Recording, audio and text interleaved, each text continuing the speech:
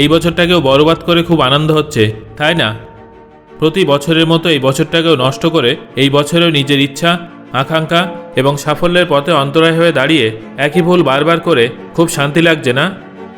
এই বছরেও বিশেষ কিছু অর্জন করতে পারেননি, তার জন্য কোনো রকম চেষ্টাও করেননি এবং সেই জন্য বিন্দুমাত্র অনুতাপ হচ্ছে না, তাই তো? জীবন থেকে আরও একটা বছর কমে গেল, কিন্তু তাও জীবনে ভালো কিছু হচ্ছে না, এর জন্য একটুও খারাপ লাগছে না, তাই না? অনেক দিন এবং অনেকগুলো মাস নষ্ট করার পর আবার একটা নতুন বছর নষ্ট করার পথে এগিয়ে যাবেন, তাই তো? আপনার দ্বারা জীবনে কিছু হবে না, সেটা আপনি বুঝে গেছেন, কারণ আপনি এই বছরেও কিছু করতে পারেননি। খুব ভালো, আপনি তো এরকমই জীবন চান, যেখানে কোনো লক্ষ্য নেই, কোনো গন্তব্য নেই, কোনো পথ নেই, সাফল্যের শোরগোল নেই, নতুন কোনো মোড় নেই। জীবনের কাছে কী বা আশা করবেন? প্রত্যেক বছরই তো এইভাবে নষ্ট করে ফেলেছেন। খুব ভালো, এইভাবে প্রত্যেক বছর নষ্ট করে যান। প্রত্যেক বছর একই অজুহাত দিয়ে যান যে পরের বছর থেকে শুরু করবেন, পরিশ্রম করবেন, বড় কিছু করবেন এবং সফল হবেন। নিজেকে সান্ত্বনা দেওয়ার জন্য, নিজের প্রতি মিথ্যা সম্মান জাগানোর জন্য এবং এগিয়ে যাওয়ার হাত থেকে নিজেকে আটকানোর জন্য এটা বেশ ভালো একটা আইডিয়া। পরিস্থিতি যতই খারাপ হোক না কেন, আপনার অহংকার আপনার কাছে সবার আগে, তাই না?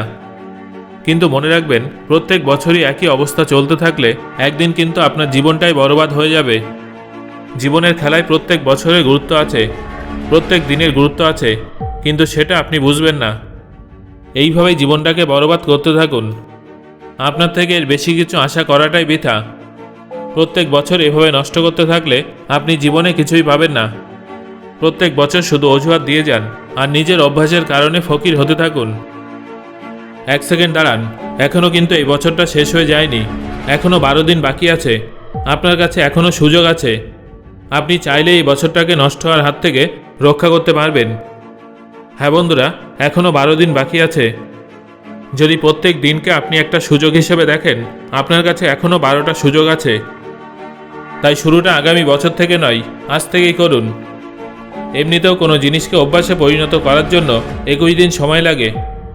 সো আপনার কাছে এখনও 12 দিন সময় আছে। এর মানে হলো আপনি যদি আজ থেকে আপনার অভ্যাসকে, আপনার চিন্তাভাবনাকে এবং মানসিকতাকে পাল্টে ফেলেন, তাহলে ভবিষ্যৎ সময় আপনাকে স্যালুট জানাবে। আগামী বছরটা আপনার কাছে উজ্জ্বল হবে। আগামী সময়ে আপনি নিজেকে সফল হতে দেখবেন। আপনার মাথায় জয়ের মুকুট থাকবে, চারিদিকে আপনার নাম ছড়িয়ে পড়বে।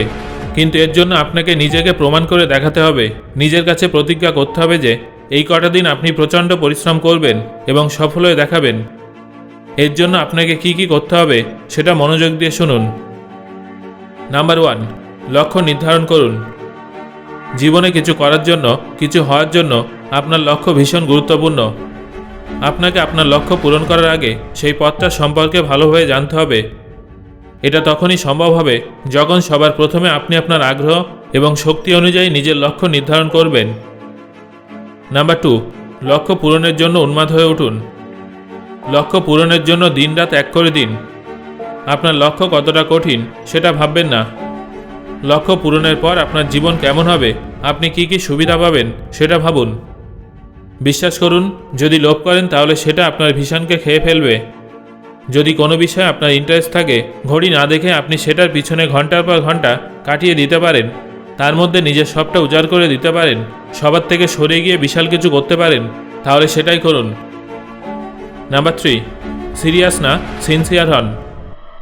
সিনসিয়ার তারাই হয় যারা নিজের কাজ দ্রুত এবং সঠিকভাবে সম্পূর্ণ করে। তারা কখনো আলস্য দেখায় না, অজুহাত দেখায় না, কাজে ফাঁকি দেয় না। নিজের কাজের বিষয়ে ভালো করে জানুন এবং মনোযোগ দিয়ে কাজ করতে থাকুন। আপনার কাছে শুধু একটাই অনুরোধ, এই কদিন নিজেকে এমনভাবে তৈরি করুন যাতে আগামী বছর আপনি অ্যাক্টিভ থাকতে পারেন। মনে রাখবেন, আপনার স্বপ্ন পূরণ করার জন্য স্বর্গ থেকে কোনো দূত আসবে না।